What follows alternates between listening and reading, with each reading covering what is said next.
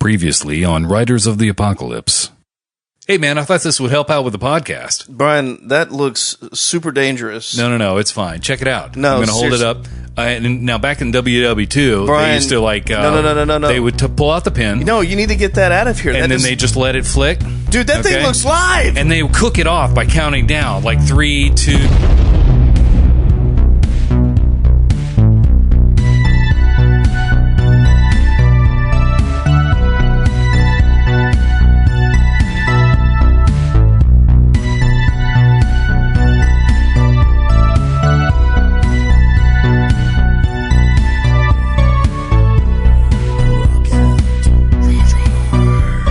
Oh, the animals. Across from the table for me is Jason. Hi there. How's it going? I am Brian. We're going to be talking about a special selection. One that is not only well shot, but has a very clear intent and a very powerful message. Really does. And Jason, I would like you to tell our listeners a little bit about that. Well, my pleasure, Brian. This movie, 1977. It was released in theaters actually May 13th, so it was kind of that's the pre-summer blockbuster time or whatever. Directed by William Girdler, who actually just a year before blessed us with a wonderful, one of my favorites, Grizzly. 1976 Grizzly. I've yet to see this. Yeah, same director. I just thought we'd start off with all the animals, because we're going to do a lot of the nature amok, because it's very much one of my favorite genres. So anything to do with man kind of fucking with nature and causing a little bit of problems. Well, a lot of problems. Right. So this one, every animal was just, they were just anything, what was it? Anybody above 5,000 feet elevation? Right. Because the ozone depletion caused by humans, caused by us. And it's our fault. Yeah. You know, this is 1977. Lots of Aquanet hairspray. Right. I know definitely in the early 80s, but I was just a little newborn in 77. But yeah, so we had the President Nixon establishing the EPA on July 9th, 1970. And that kind of told you where we were going. And by 1977, our entertainment was giving us a message. And that is, listen, guys, chill out. Quit fucking up. Quit fucking up, man. This is your spaceship, man. You want to clean it or you want to make it dirty? You only got one place to ride. Right? We're all on one pale blue dot, man. Yeah. Hurtling around the fucking sun, dude. Yeah.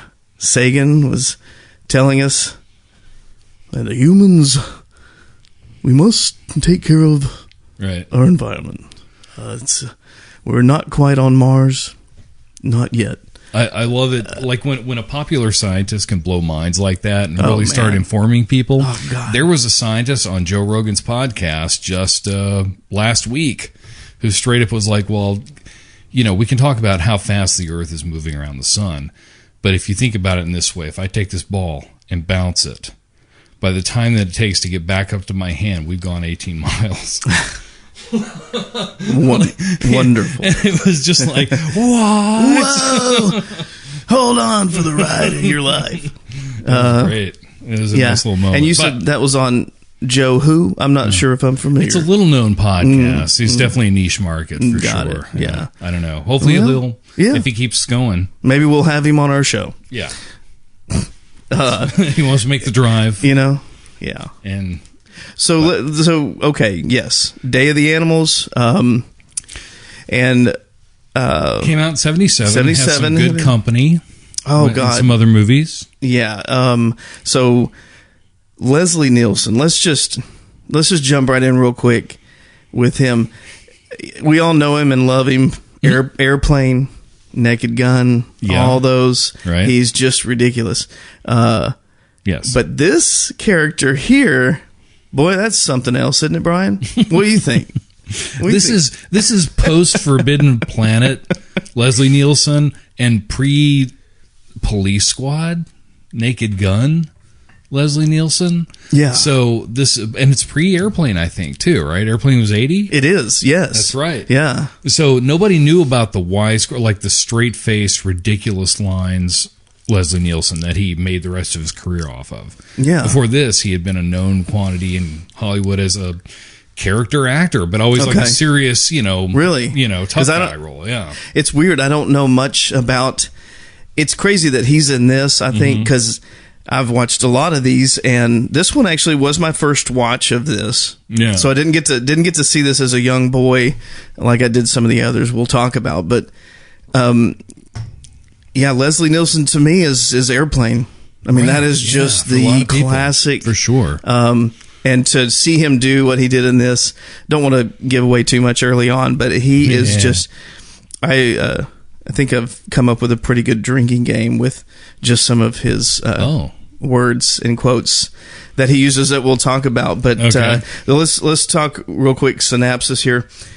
They don't really explain why humans our ozone is depleting, I guess, rapidly.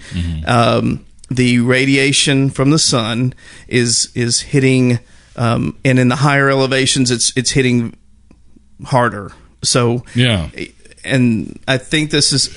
Where is this supposed to take place? Do you remember? Is it supposed to be Colorado? I think it's Colorado. So they're in they're in these like the Rockies or something. They're in it's foothills type of thing. They're not really. It's not full mountains, but it's definitely treacherous territory if you don't know what you're doing. Yeah, and you need a guide. You do, and you need that guide to be Christopher George. who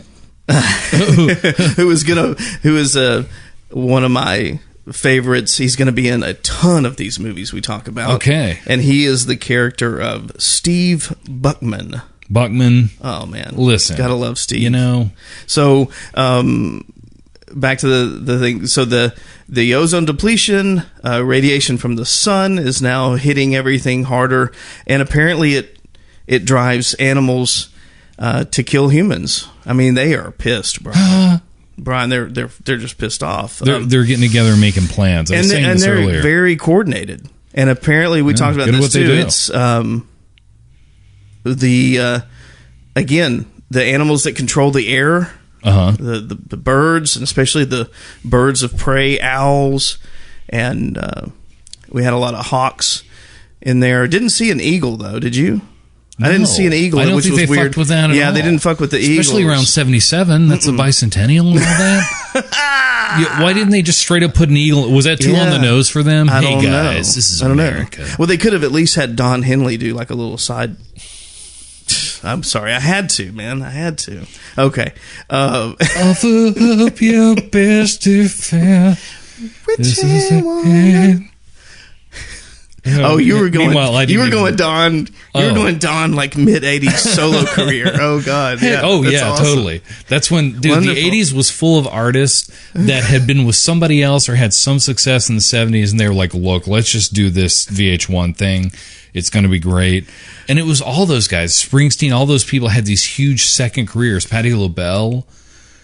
And I'm not sure why I'm talking about this right now. I love it. I love it. Just talking about, shit that happens, trends of the times. We were talking about 77 when this movie came out. Well, and we went from, there was no eagles in this movie, and also no Don Henley. What if Don Henley was on a branch going, yeah? Oh, man. That is like a young Eagles era Don Henley. It would be the only time I did a movie. Hands down, best thing I've ever seen. Only time I ever did a film was best thing I've ever seen. They told me to be an eagle, and I went with it. At this time, there was a lot of cocaine in my system, and I was about to get more and a paycheck. Do you blame me? And he's like, yes, I perched on a tree branch. Okay? It was half an hour work. What can I tell you? Bolivia had moved in next door to me. All right. I was, we were in the middle of doing Hotel California. We were rock stars. I mean, we were rock stars in the 70s. Do you understand what I'm saying? It was ridiculous. It was different back then, my friend. There was a lot that was different. Ages. Okay, Don, please. Anyway, so, okay. What a digression. That's amazing. Well, Don Henley was a fan of this film, so I think that's very fitting. Wonderful. I didn't know that, but that's not true. But I just want to make sure that Don Henley, in case he hears this, knows that I'm just kidding. Love you, Don. Listen, those guys. Why does he talk like that? I don't know. Well, this is the end of our innocence. I know that. It's the end of my innocence tonight because we watched again, ladies and gentlemen. Day. Oh. Animals. You know that the ozone's depleting, and the higher elevations, the animals being affected, and they kill humans. That's really all you need to know. Yeah. And the animals are going nutso. They are. But there is this movie opens with... That beautiful graphic. Yeah. It opens with a great shot of the sun, breaking through this vulture profile or whatever. And then we get a little shot of the mountain lion. I'm sure this... a lot of heliographing in the sun, a lot of nature shots, owls staring into the camera, a big lumbering bear, which, from what I understand, is a very specific type of bear. Yeah. That is the North American cinnamon bear. That's right. Cinnamon bear. Cinnamon. How fun does that sound? That sounds great. That does not sound like something that's going to tear your face off. Do you know why? I know. Because it sounds way friendlier than that. In fact, it sounds so friendly, it sounds exactly like a strip club announcer. Oh, man. And now to the stage, Cinnamon. Dude, and Cinnamon, we all loved her. There's always a Cinnamon. There was, okay. Well, it starts with do you know what I'm talking about? It starts with... There's a montage. And no, it actually gives a disclaimer. And I love these old movies that start with the disclaimer, but it says... basically, don't fuck with nature. For those of you listening to the podcast, I just want you to understand, Jason is rewinding the movie, which is definitely Jason is a championship rewinder. Found it. All right. So thanks. All right. I'm going to just read this. This motion. And let's Here see. we go. So it starts. In June 1974, Dr. F. Sherwood Rowland and Mario Molina of the University of California startled the scientific world with their finding that fluorocarbon gases used in aerosol spray cans are seriously damaging the Earth's protective ozone layer. Thus, potentially dangerous amounts of ultraviolet rays are reaching the surface of our planet, adversely affecting all living things. But how? Well, this motion picture dramatizes what could happen in the near future if we continue to misuse our legacy of destruction against the Earth starts to rumble. Don't fuck up Earth's protective shield. Don't do it. All right. Okay. And that was a big hit in the 80s. It was. Don't fuck up the Earth's protective shield. In parentheses, don't do it. By Dramarama. All right. So the guide. There's a group of people. There's a group of people coming together for they call it like a survival run or something like that, but really it's just kind of a hardship camping trip intentionally for people that don't normally get out, and they get away by playing hard. So for 2 days they'll hike towards their food, then they've got to make it to a cabin. Right. They can't take a lot of breaks. It's supposed to be kind of tough. Any hikers out there, it's a backcountry hike that's really not for 90% of the people that do this, that sign up for this one. They don't seem dressed for it. They're very, well, that one woman that keeps her scarf on, I think the whole film maybe, is pretty impressive. But they just seem like they're a group of folks like tourists, and they're going to hop on a Disney World ride, but instead they're in somewhere in Colorado, and they're going to go on a serious. I like it. they're going to go on a serious trek. Yes. Into the. I don't even.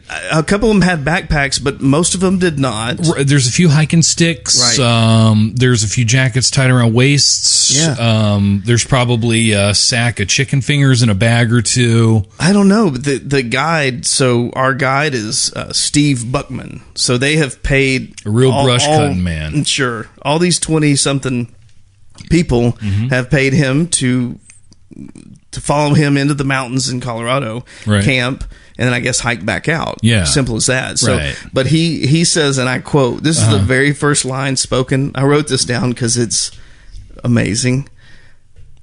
As I said, this is going to be a survival hike with limited food and no weapons. But in case of an emergency, you do have a food drop. We're going to try and make it without it. If anyone has any second thoughts, this is the time to break out of this. Wow. So he gave him an out. He's like, get out He's like, look, now. I have to be honest with you. Or seriously, when you know shit's really going to get thick. We're not messing around. We should do a commentary for shit like this, man. Yeah. I think it'd be fun as hell, We should. to be honest with you. Yeah, well, I mean, I would love to record one. we can do that. Okay, we can just great. do that so tonight. yeah, absolutely. I mean, the movie's playing in the background. You're just right. because for those of you that are not here and can't see it. Yeah. Wonderful shot here. Oh yeah, the movie's shot very well. the Let's two just say cowboys. that. I don't know who the director of photography is. I imagine we can look that up. But Let's get with Cindy on that. Cindy? she's doing pretty good, I think. Oh, she went. I think she's working. Hey, no more bathroom breaks, Cindy. Gosh, She can use the bathroom, can't she? not when this is, we're on air. Oh, true, but well, And did we do Kind any of. station identification yet, Brian? Because it's... okay. No. well- Jason's just messing with me a little bit. He knows we're not really in a radio station. He knows that we're actually Wait, really? recording. I say it in hopes that it will be true. No, I'm just kidding. Hopefully that will be reality. And you're not recording yet, right? Oh my God. None of this was recording, right? Because you didn't say action. Oh, wait, that's film. Action's normally for other things, but if you would like me to do that, I will. I think that'd be a lot of fun. And I just need to know. I need to know what's going on with the animals. Hey, In 1977. can I talk real quick about the first animal attack moment? Yes. I'm not going to go. We're not going to go through Let's talk every about Leslie step Nielsen of the movie first, here. though. What do you okay, think? you go ahead. Talk about Leslie then. We because kind of went loop to loop, round to round. But we did. Leslie Nielsen is definitely at this point. So they just gotten started, and he's already grumping, right? He's already like, okay. And yeah. one thing I love about all the hikers that are on this little trip, every single one of them comes loaded with very specific character baggage. They've all there's an issue, they can't get it together, or somebody just got, fucking divorced or something. There's definitely Everybody's- separation with all these people. Every single person, you're right, has. They went way out of the way to make sure that every person, it's almost like, okay, we have the professor, we've got the advertising agent, we've got the anchor woman. I want to make sure Right. that's because she made that very clear. She did. She's an anchor woman, and this is 70. This is 77. So I don't know when. I think that would make Wasn't sense there a for that thing? time. I mean, I know Yeah. the movie Anchorman, but wasn't there a thing where? Oh, yeah. It was Anchorman, and there wasn't too many women Right. in that industry. So Yeah. Do you- I mean, if they were, then they were weather girls or definitely on the scene. It was hard for them to get on the desk, I think, in some cases. but she was definitely she made it clear it's Anchor Woman, and I'm here. right. I'm here alone. Yeah, just looking for, Looking for what might adventure. happen. Yeah, just looking for adventure. And so she definitely She gets close to catches several males. she catches the eye of our lead, Steve, and Steve from Areno. from the first scene to the end, he's working on it. He's right. working on it. Yeah. I mean, everybody's his motivation. They're all taking passes. I know, Yeah. but it's she's definitely doing a lot of the initiating. I noticed that. She sure is. Which is great. You know, she's just trying to get to know everybody. So they're getting on the helicopters, right? Yeah, But already, boy, we're getting, by the time they get on the helicopters in order to go on the big hike, we're getting a sense of who most of them are. Right.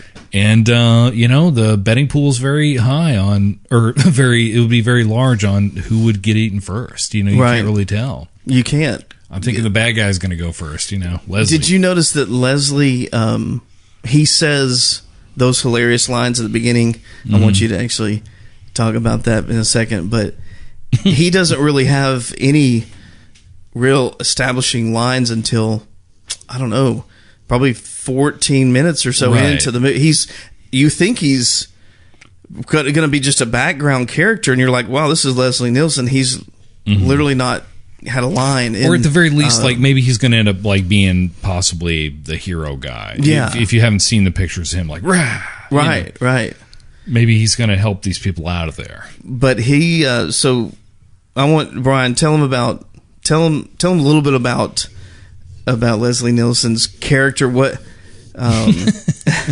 you know, I wonder what was going on when Leslie was reading for this, and he was like, okay, so you want me to say get some naturalistic acting in. You want me to say the word kemosabe 50 times?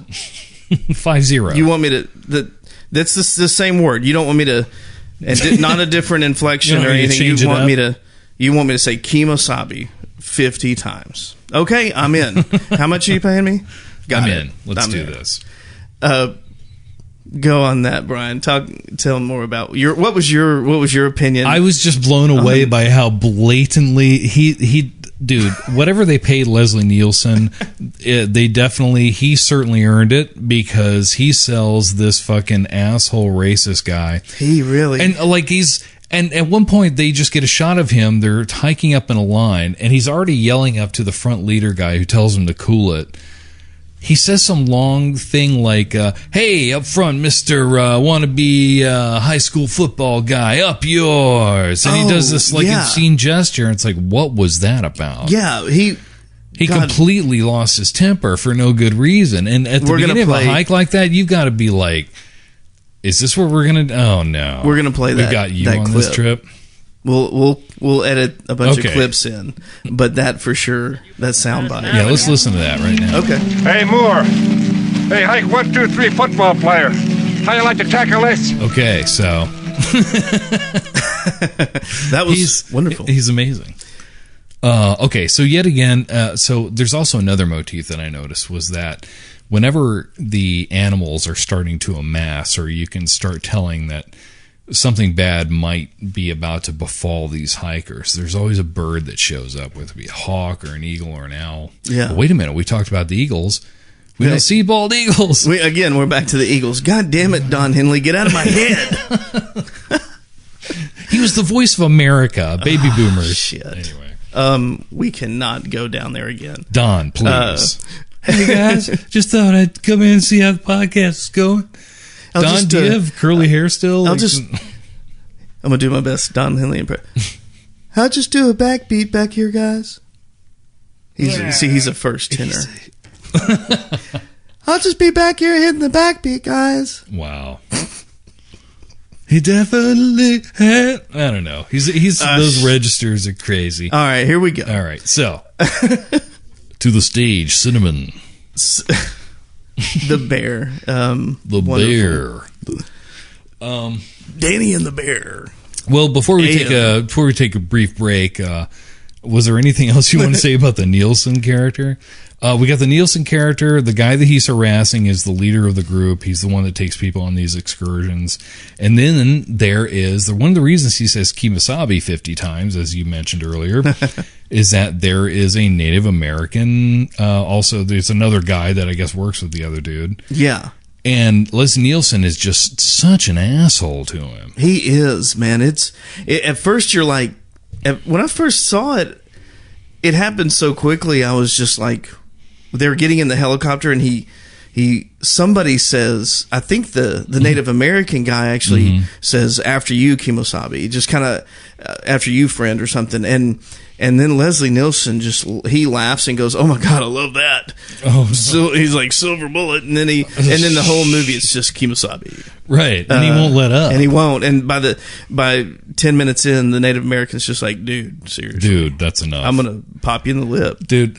Nielsen does so many things where so many people in the group would at least be at one point. I don't know. By time number 3, at least 2 people would say, "Dude, hey man, take it easy." He's immediately take it down a notch. He's immediately hated by all, right? And he's it's not gonna be fun with you doing this. We got 3 days, brother. Right? Let's fucking chill. And Mr. Santee. Mr. Santee is that's the Native American and being an asshole. And he's, of course, he's got lots of wisdom, and he kind of knows, he very much can sense some problems very early on. Yeah. I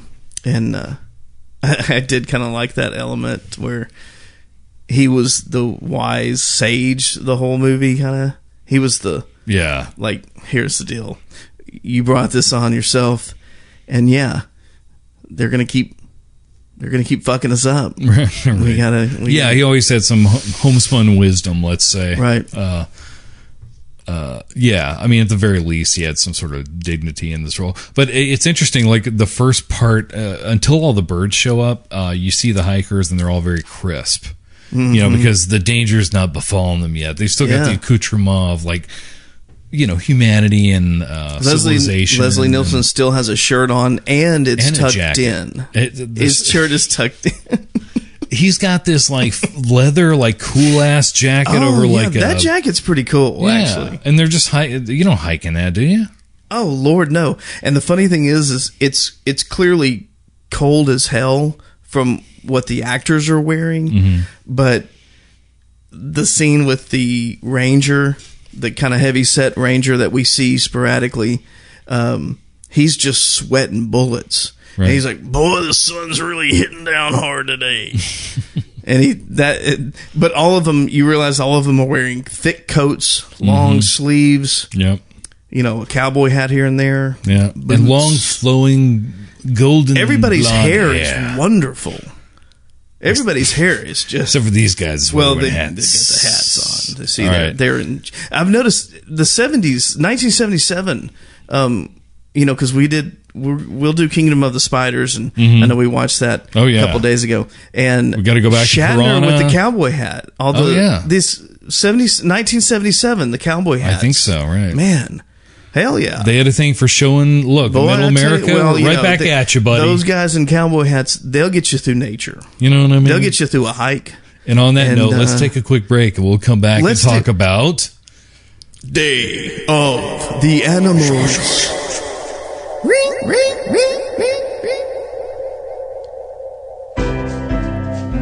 Hey kids, this is Johnny Carson here.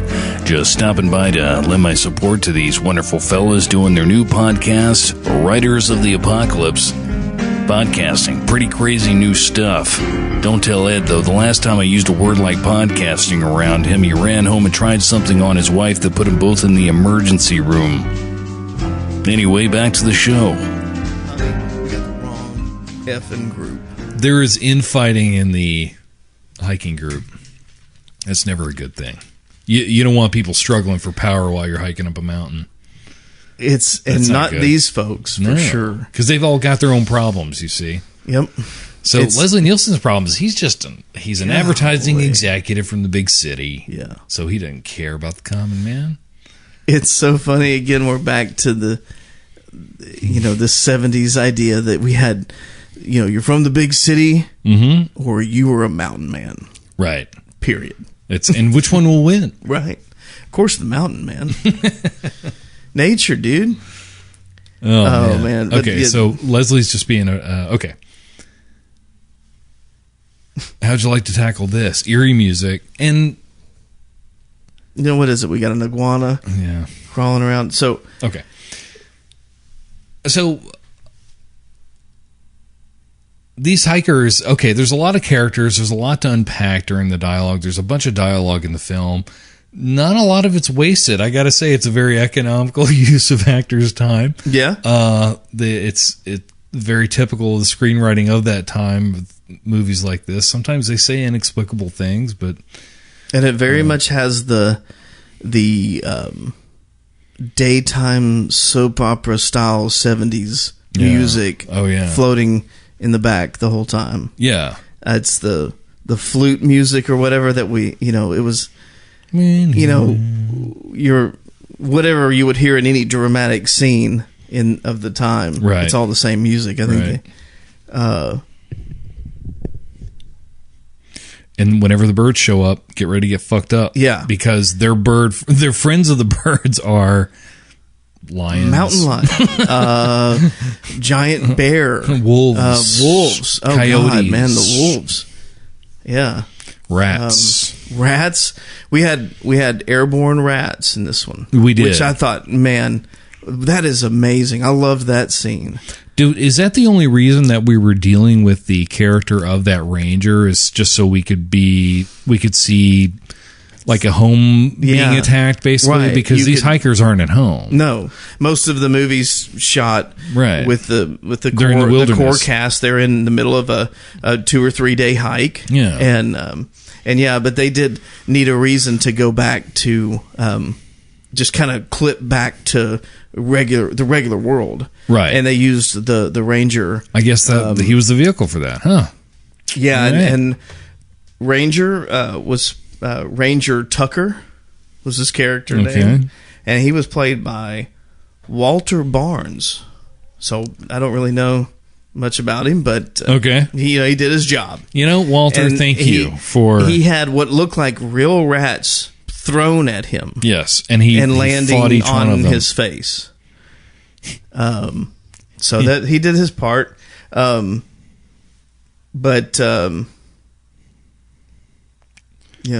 Walter Barnes was the name of the actor, right? Yeah. Okay. Yeah. Oh yeah, character actor going way back. Another one of those old movie TV people, and he was the one that said the awesome line when he went into a saloon. It said saloon on the sign. I think it was like a bar / restaurant, and he went in there and sat down at a table full of his friends and got a bowl of chili and a beer, and the news was on, and it was talking all about this ozone layer. Just yappa. And his line I love. He goes, and it's funny because when I heard it, I was like, some motherfucker would say that nowadays. Mm-hmm. Just something ridiculous. He says, I've been hearing that ozone crap all day. And the news is like, higher elevations are experiencing problems. There seems to be large levels of radiation hitting those higher elevations. Mm-hmm. And we will follow this story and be back after these few messages.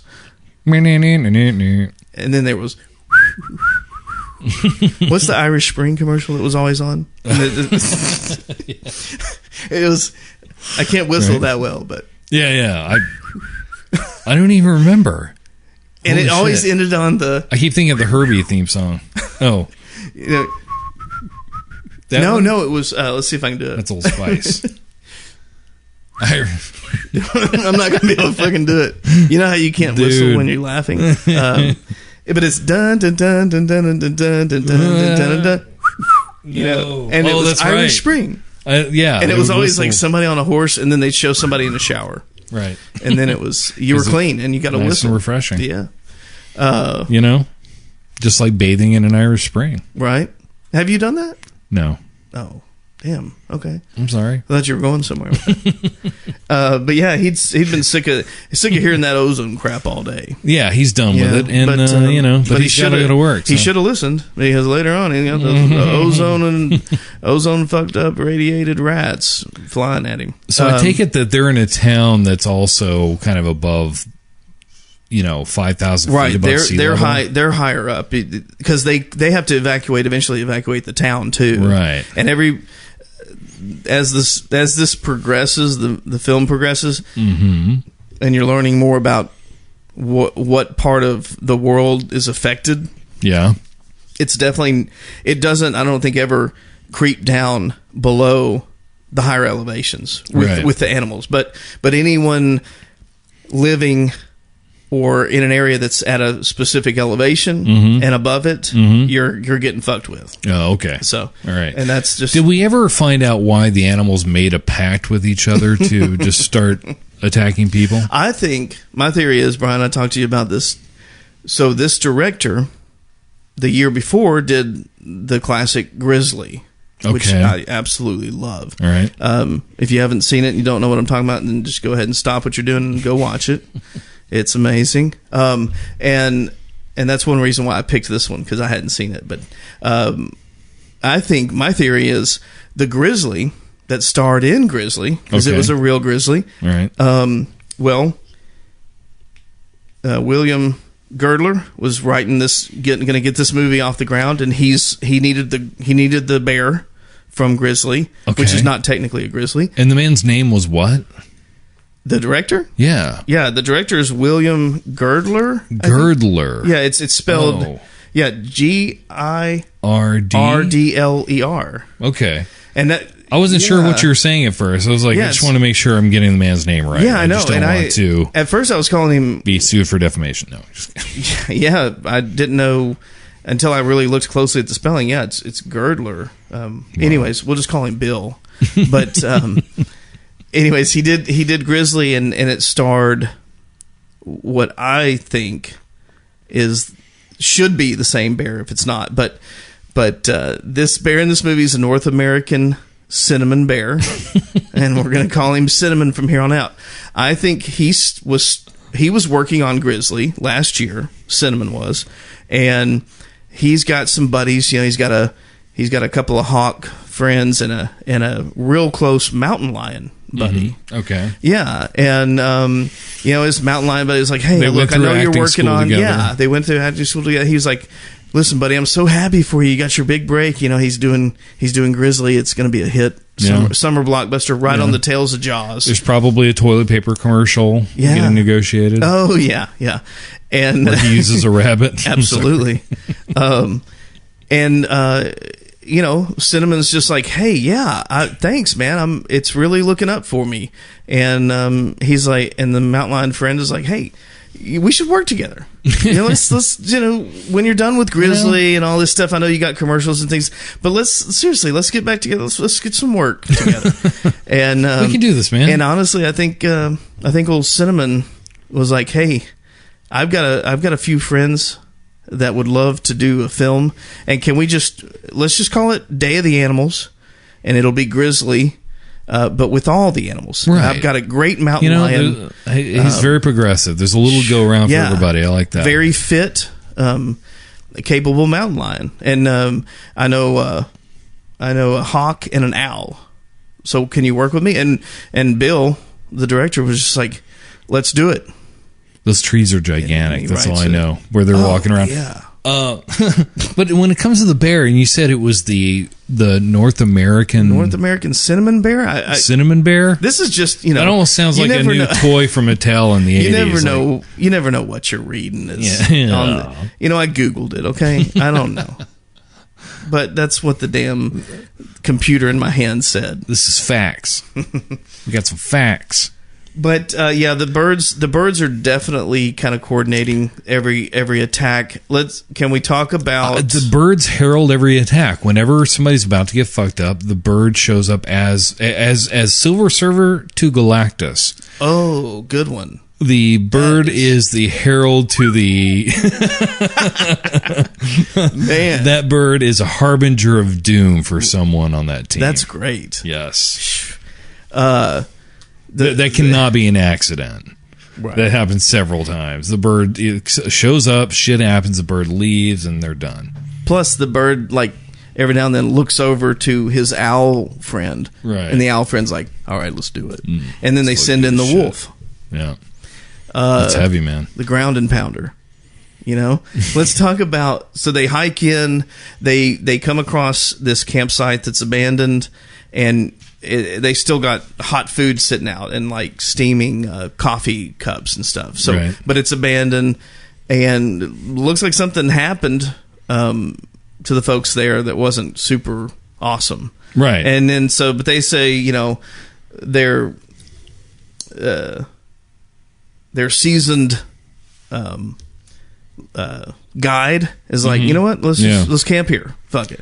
Yeah. Well, wait a minute. Isn't this somebody's stuff? I think they even used their tent. Right. It But looked they like just they sitting did. around eating their food and playing campfire songs Hey, in the how's it next going? shot. Like what? But And how okay. do all these strangers, by the way, know and are singing like perfect harmony on this campfire song? Do you notice that? They know all the words, every single one of them. Yeah. Like why do we have got a number? harmonica guy. And they all, except for Leslie Nielsen sitting off to the corner, kind Yeah, of because being he's just come grumpy. on. I mean, he didn't sign up for this pansy nonsense. But yeah, they just come into this campsite and they don't even need to throw their own tents up because they're just using They're just what's using there. a dead person's Yeah, those shit. people have been mauled by mountain lions. By the way, did you know about there's this kind of like it's a poorly kept secret. It's kind of an open secret that in America's forests, especially, in like things where there's like hundreds and hundreds of acres of, partially undiscovered country with huge trees and stuff like that, that there's a shocking amount of missing people that, that will just go in there and just fuck up because they don't know what they're dealing with. Yeah. And people will tell you, like in some of those undiscovered areas, like you can literally go 20 yards and you are gone. Well, You can't hear anybody else. It's Yeah. like there's just way too much between you and them. It's pretty nutty, man. and that's where, if you ever do any, if you ever, Appalachian Trail or anything like that, I did a section of that. Yeah. And you definitely need to sign that book. When you're at the ranger station and you're about to start Right. your trek, you need to sign that damn book. Okay. I'm serious because I did this portion, the Georgia portion, right after I got out of the Army. It was like the same year. It was only, I think, 4 or 5 months after I got out. Okay. That I did that section by myself. Yeah. It was fun. I haven't gone back and done part of the Appalachian Trail, but I definitely want to. That's cool. But yeah, out there, this is barely when cell phones were coming out. It was the flip phone for sure. Right. And this is just off the tails of the whole beeper craze. Yeah. And my cell phone did not work Right. up there. So, but I was, 4 days in Georgia without any way to contact anyone. Yeah. And miles in. Okay. So yeah, that you're kind of. I remember hiking in maybe 8 or 10 miles and it was all uphill the first part. So the first day was all uphill, about 8 miles, legs cramping up, and even being in good shape coming out of the Army, Yeah, still right. cramping up and Yeah. overpacked. I was carrying way too much weight, and get to the top of that first hill, and I think it's Springer Mountain, but got up there and was just like, okay, this is no fucking joke. Like, Right. I cannot call for help now, Yeah. and there's nobody up here, and Yeah. plenty of bears, plenty of shit around to fuck with you, and it just smacks you in the face. And I loved that feeling Yeah. where you're just like, God, man, I'm a fucking ant on the top of this mountain, and Wow. shit can destroy me. Exactly. But anyways, it's if you're great going to talk about if that. you're going Yeah. on a hike, and especially going on a backcountry hike, you're going to stay overnight when you go in. If you're going in 10 miles or more, sign the fucking book, people, please. And when you're saying sign the book, let I'm us serious. know It's what they're okay. ranger stations, right? Yeah, when you're actually doing most of these backcountry hikes now, it's on government land.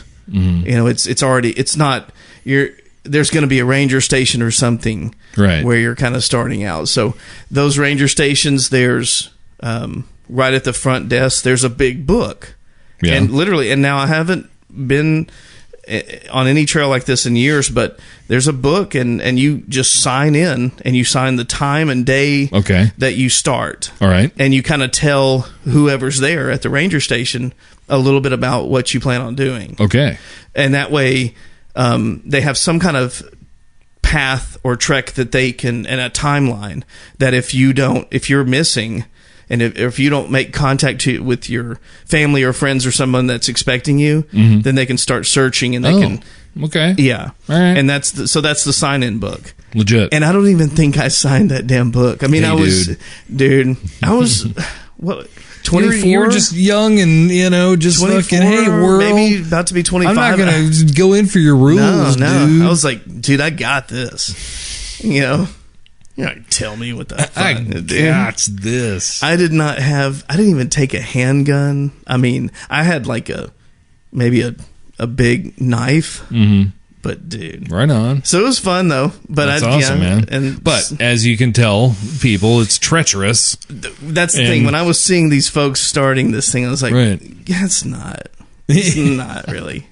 You're maybe a day hike, but you're not taking these people in on a weekend. They would have had excursion, to at least have done like a previous weekend, like training, overnight thing or something, just to get ready. What if somebody got up there and had like a mechanical injury or like a serious cramp? Yeah. And you're telling me they're going to helicopter them out? I mean, that's the only way where they were at. Yeah. But yeah, so and they get in here to this the first day they arrive at this campsite and they stay there.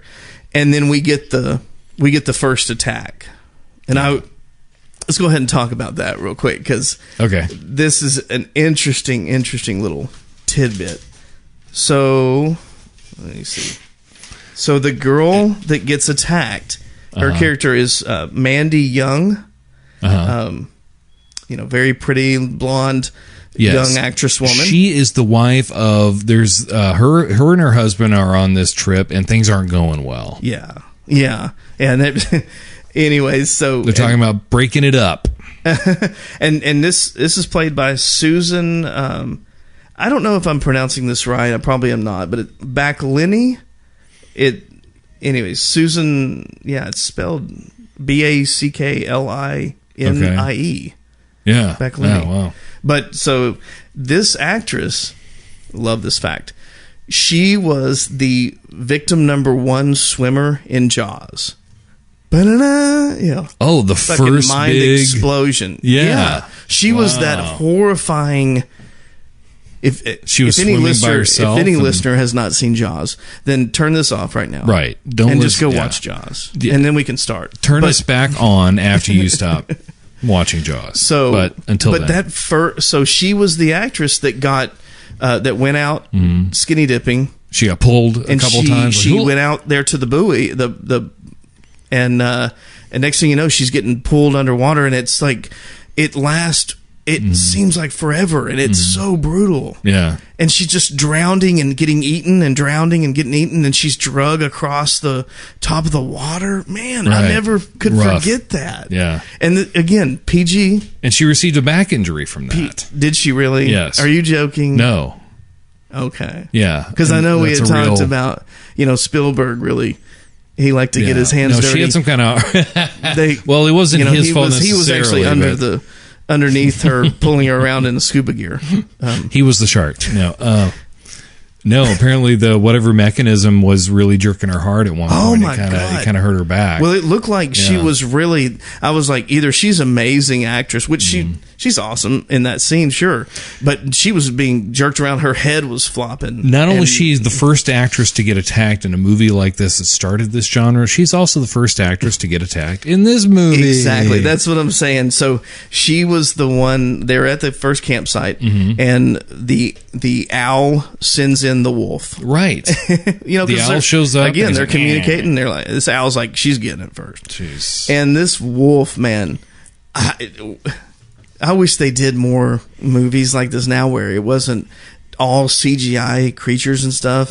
Because this is literally a real dog or wolf hybrid. Right. It's probably maybe a husky or something, but it goes in there and just attacks her, and it is it is so brutal looking, and so real. Yeah. It's exactly what you would do if something jumped on you in your sleeping bag. She's freaking out, and this thing's like biting and scratching her, and then it's like in 15 seconds it's over, and the wolf runs away. Right, the owl does something, and then they grab her. Yeah, everybody comes, everybody wakes up and grabs her, and she is.